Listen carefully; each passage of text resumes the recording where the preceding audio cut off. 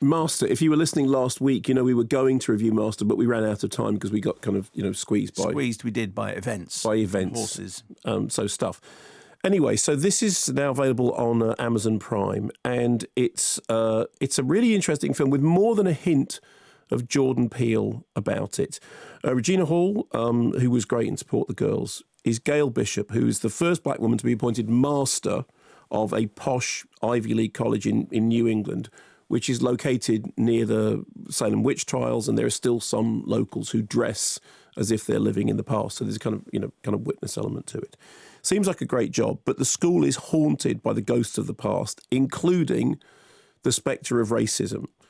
So when a new student, Jasmine, played by Zoe Rennig, checks into her dormitory, she hears rumours that a previous student took their life throwing themselves from the window of the room in which she now is.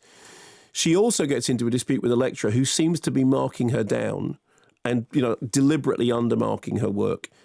And she finds herself on the end of a kind of mysterious hate campaign where somebody leaves a noose outside the door and scrawls the word leave on the door.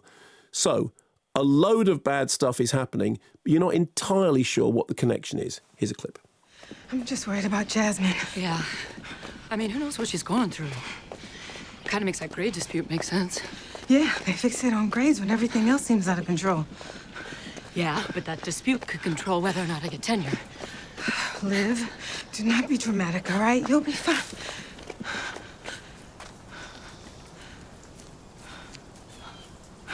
Look. I've never seen it so close to town.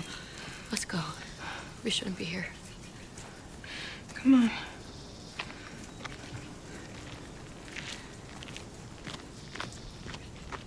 So the question is there any substance in all the rumours of witchy haunting, or is it somehow the white college establishment trying to just drive the new blood to distraction?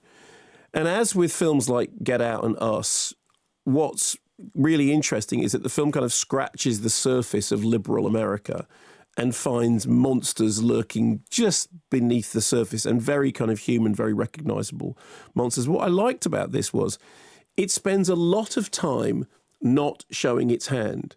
It spends a lot of time just giving you the sense that, okay, something is out of whack. And you know that this something is related to the past, and you know it's related to race, and you know it's related to prejudice and long-standing prejudices. But you can't quite figure out how. And what that does, rather cleverly, is that it puts you in the same position as the protagonists in the story, who start to believe that they might just be being paranoid, and who spend a lot of the film wondering how much of what they are worrying about is actually happening, and how much what they are worrying about is their own projection. And I've read a couple of reviews of people saying, well, it wasn't very satisfactory because it didn't really explain what was going on. And I think that's a very deliberate ploy, because I think that what's happening is that you're being led in to the movie, and you're being sort of put in a position whereby you are as uncertain as the people, watching the film. Mariam Diallo, who made it, I think has deliberately wrong-footed everybody. And I thought there were things in it that were really, really creepy, like really properly creepy, even though it's not, it's not a jump scare horror movie. There are a couple of jumps in it, but that's not what its primary thing is. It's a kind of moody, atmospheric, brooding chiller with substance. And the substance is essentially history is not going away. History is not disappearing overnight. And there's something going on, but you can't quite figure out what it is. I liked it.